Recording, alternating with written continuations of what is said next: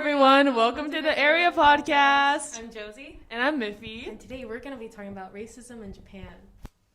Cue the intro. The Area Podcast is brought to you by the Anti-Racism in Education Alliance. This discussion-based podcast aims to analyze subjects regarding racism and social justice. We encourage you to talk about similar topics to your friends, family, and surrounding community.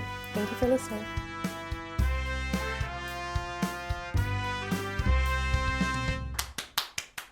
Yay. Okay. How are you, Miffy? I'm good. How are you doing? Okay.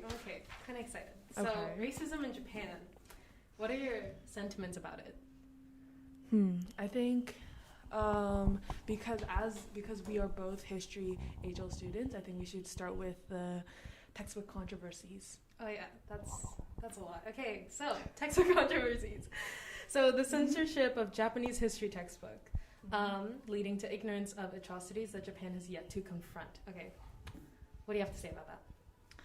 I mean, I think Japanese history textbooks in general, they censor a lot of atrocities, such as the Nanking Massacre, the Comfort Women issue, as well as the Unit 731. More specifically, the Nanking Massacre was the mass murder and rape committed by Imperial Japanese troops against the Chinese, and the Comfort Women issue was where enslaved women and girls were forced into prostitution by Imperial Japanese Army in Korea, and Unit 731 was where the Imperial Japanese Army conducted lethal human experimentation, mainly on Chinese people. And by censoring these, that prevents the younger generation to have these difficult conversations, as well as acknowledge. Right, yeah, because this is like public education, and this is what you're taught from a very young age. Yeah. So it's kind of like establishing something as universal when it really is historically rooted. And I think that we see that in the upcoming generations when they kind of refuse to acknowledge. I was reading this article about the whole Comfort Women. They made a statue in San Francisco, right? Yeah. Yeah. And then, they also made one in Berlin. Yeah. And then Osaka is San Francisco's sister city or something. And then they completely severed that relationship because of the statue, because they thought that it was harmful, despite Japan already apologizing, which is ambiguous in itself. But yeah, you see a lot of these race heavy impacts in today's also adding on, I think last year I was reading this article about how in Japan there was an exhibit called After Freedom of Expression, and then that really included a lot of touchy, taboo issues in Japan, including the Comfort Women issue. Yeah. And that got closed immediately, and then they their excuse was there had been threats, death threats to the museum, and that's why they closed it.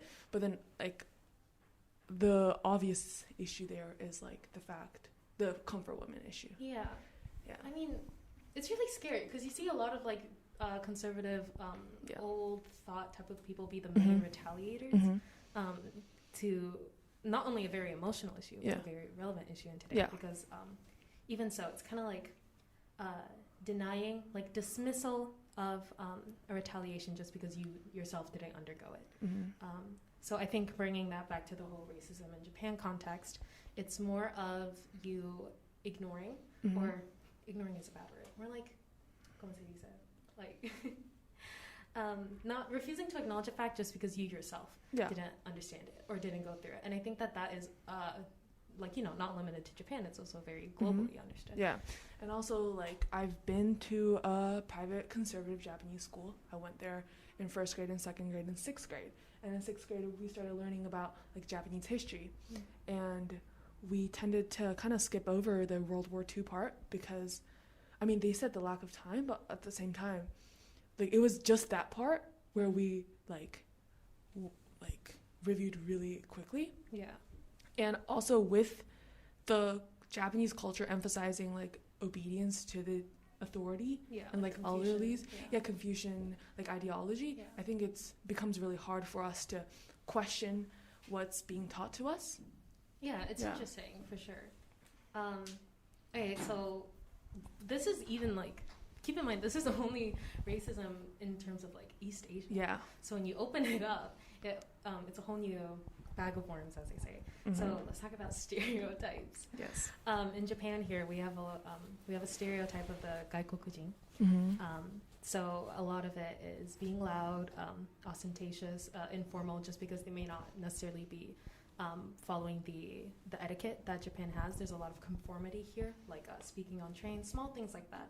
So I think that in itself has manifested into this sort of, not an aggression, but a kind of not liking this gaikokujin personality. So I think that there's a lot of, there's a stereotype that's placed when you look not from Japan. So and I think that also leads to like, because I've heard stories of like foreigners like sitting on trains, but then there are seats next to them, and like Japanese people refuse to sit next to them. I think I myself have had that. Yeah, definitely. Like this one time, I don't remember.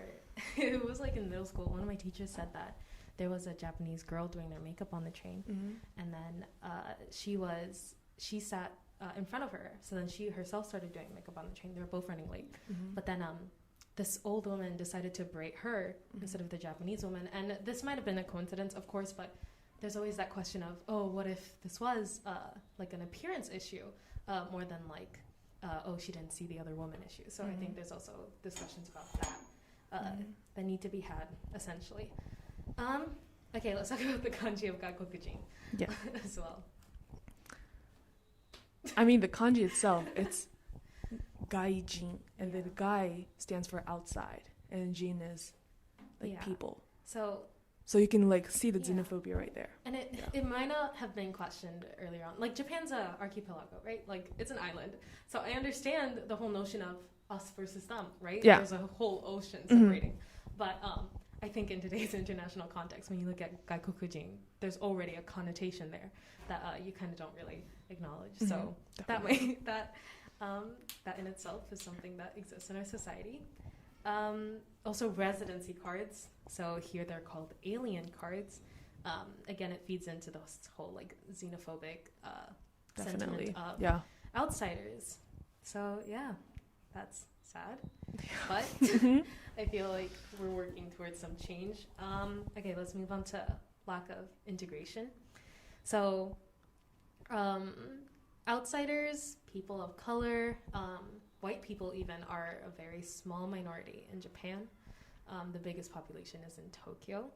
So I think it's really hard to speak about racial issues when you really only see them like once every so often. Yeah. Like, there are some heavily dense areas, of course. I know there's a huge Indian migration rate, but you know, it's kind of hard to advocate when it's really only for a minority. So you're going to face a lot of dismissal. Yeah, and like with Japan being so homogeneous, and where 98.4% of the Japanese population is Japanese. Yeah.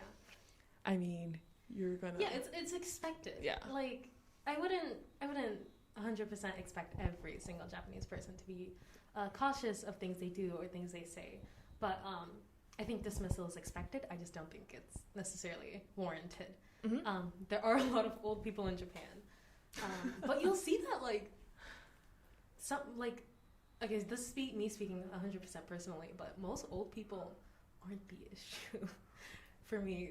I think like I've had more racist interactions with like not really old people, but like maybe people in their 60s, 70s. But yeah, I think that's a generational thing, because you see a lot of these Western sentiments of race come in like what, early 1900s. Same thing when homophobia came in. But so yeah, I think these different generations being exposed to these notions of racism completely depends on the interactions that you're gonna get in Tokyo. I think based on my interactions with like old people, I guess, I think like Chinese sentiments, that's really strong.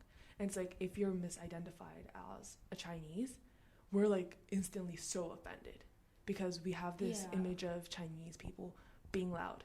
Yeah. And yeah, I think that's really common. I just realized it's like so common. These, like even that is essentially it's racist, but it's also so rooted into like our childhood and like things like that like it's very common. Yeah. Very sad to see. Yes. Okay, dual citizenship. This, I think it's completely up for debate. Dual citizenship. So basically, Japan doesn't let you have dual citizenship like a lot of the other countries, whether this be passport or residency, things like that. So, okay, really quickly, what do you think about dual citizenship?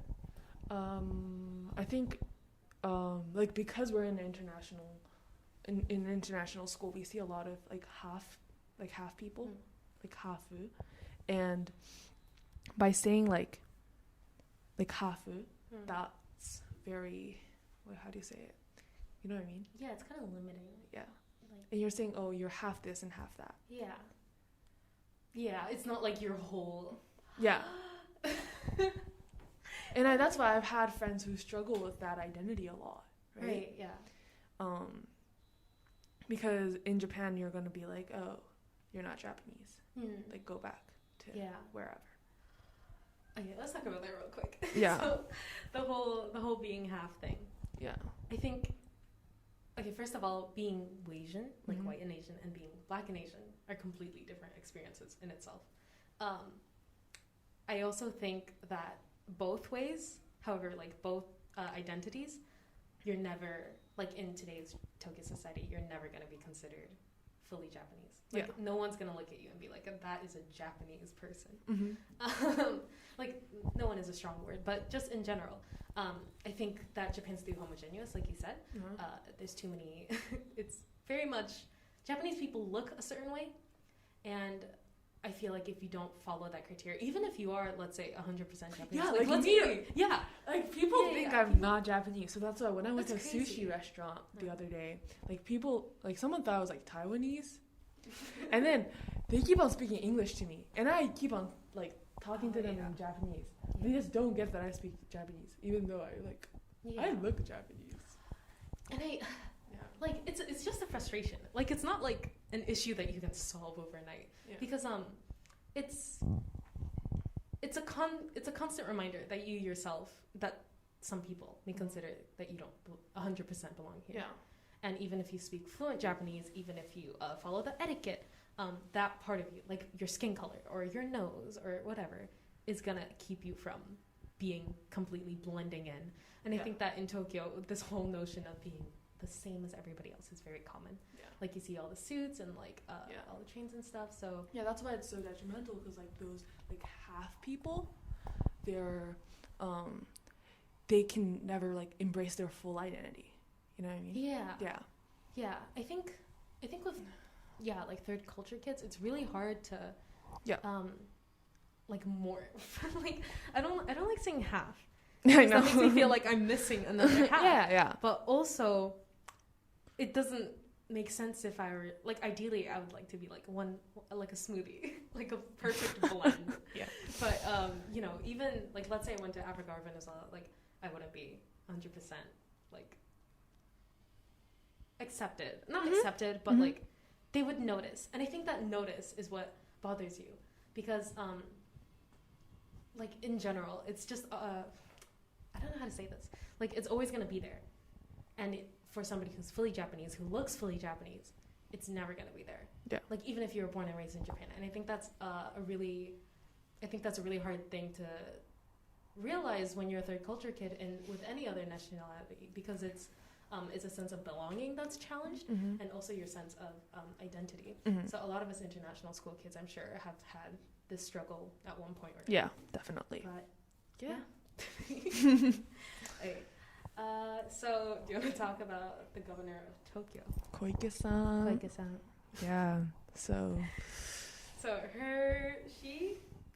yes, I actually don't know too much about this, but she has anti-Korean very sentiments. Not subtle anti-Korean. Yeah. Anti-Korean sentiments. So in 2016, she made promises to shut down Korean schools, and in 2017, she also broke the tradition of the Tokyo governor sending a letter of apologies to Koreans, holding memorials, and like the fact that we see this kind of like prejudice from our own governor. Yeah, that's scary. Like seeing people in positions of power have this very charged, very very very racist, ethnicist, is worrying. Yeah, and also like the fact that this, like, her anti-Korean sentiment isn't really talked about in the media. That's also really appalling. I also think that Japanese media is very nationalistic, internationalistic, I guess, but also it always promotes one narrative. Yeah. Which is just all the articles that I've been exposed to, like specifically New York Times and things. I think they're not afraid to cover huge topics, of course, but the topics that they cover are very expected. But I think that feeds into the whole the whole zeitgeist of Tokyo right now. Yeah. But I think people in positions of power are also a wake-up call to a lot of people. Like when you look at Trump, you see a lot of Republicans who denounced him, who denounce their political affiliation just because they don't necessarily agree with what he's saying or his comments that may have offended them. So I think that if the media had covered it to the extent that Americans covered all of the Trump comments, it would have been a perfect opportunity for maybe people who did have anti-Korean sentiments to maybe realize that it wasn't necessarily, or even like Koike's support, maybe question their own support to Koike-san. But okay. Anything to add on that? No, not necessarily. Koike-san. Okay, now we're back. Let's talk about personal experiences. I think you should start because... Personal experiences. So when I came to Japan, like to live here for the first time, I don't know if it was... We're just going to go with the first time. I think it was in 2016. And I tried to go to like a Japanese school.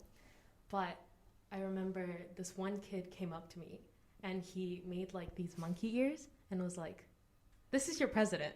And he was referring to Obama. And I remember just looking at him and going, no, like I can't say it. No, thank you. This is no, like it's not gonna work. So I went to a French boarding school, like all the way in like Inaka, like Kisarazu or something. And even that was completely an international school. It was supposed to be, but then I only saw Japanese people. So I was like, where are the people of color? And they weren't there. And I think that what put me in a position of, because of the color of my skin, it put me in a position of not necessarily feeling welcome. And also anything that was specified to only me, I had that question in the back of my mind. I was like, is it because I'm half black? Is it because I'm half black, isn't it? Like, because there's no proof. Like, you can't say it is or it isn't. Yeah. But it sucks that they have to be a question there all the time, because I was like 13 at the time. Like, no 13-year-old has to go through that. So, I think that in international schools especially, even if the whole notion is to be a lot more exclusive, it's not necessarily the case, especially in East Asian schools. So do you still like kind of feel the same way in Seisen? Because you know how like Seisen, it's not as ethnically diverse as it should be. I mean, it represents 60 nationalities. Yeah. But if you break it down, it's mainly Japanese, Korean people. I think because I went to another international school in between. I think that was a chance for Japanese kids to learn English more than kids who actually need international school to attend international school. And I think because I had that experience, Seisen is so much more diverse for me. Like, I think, we have a total of maybe, 5 other black students. But, even so, I feel like that is a lot more inclusive. And, I don't necessarily need, 16 other black girls to talk about afros and things. But it's good. It's nice that there are others. Even if we don't talk, I think it's just a nice reminder that, I'm not alone. You're not alone. Yeah, it feels a lot more not exclusive. I don't feel like I'm excluded in anything. But yeah. I mean, do you want me to talk about how, not Japan? I have some. Yeah, sure. Okay. So. Going out of the context of Japan. Yeah, going out of the context. Going out of context. Going out of Japan. Yeah, so I used to live in Indonesia for 4 years. from 2nd grade to like 5th grade. And there I met this Korean boy. And every day he would come up to me and then he would remind me about like, oh, today's the day that Japan committed this to Korea. Today's the day Japan did this to Korea. Every single day. But then because of my education in Japan, I had no idea that Japan have been doing all these things. And I remember that one of the instances that he mentioned included like the comfort women issue, you know? But it's like, because I didn't know anything about it, I also don't know how to start conversations about it as well. But also at the same time, like the fact that a young boy would just like come up to you and say that. It was very uncomfortable. Yeah. I think I had the same experience in the States. I went to this like middle school that was on a farm, so that was my first red flag. It was all white people. And I remember this he brought up Pearl Harbor, and then he was like or not, it wasn't 9/11, but something that wasn't Japanese but he claimed was Japanese. And I remember just being so confused because you feel defensive. Yeah, like this is my country that you're talking about, but also these are things that they did. And like, I'm not in a place to apologize for my country, so what do you expect me to do? Like, it's hard to defend something. But yeah, that's a whole other conversation. Yeah, I think there are a lot of like examples like this where these incidences are racially charged. Yeah, but it's not racism. Well, it is racism when you think about it, but like when you just see it happen, it's not something that you can necessarily be like, oh yeah. You just feel bad though. Yeah. Because it's like, oh, it's something that our ancestors did. Yeah. So it's like you kind of partly feel responsible, but we shouldn't because... But at the same time, I wouldn't like want them to like not bring it up. Yeah, because we want to have these conversations. Yeah, it's just that they brought it up to me because of me, and they wanted to like provoke me. Yeah, that's the intention. Yeah, the intention.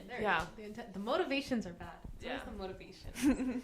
Yeah, it's very sad. Okay, I think we're running out of time. Yes. So, concluding remarks.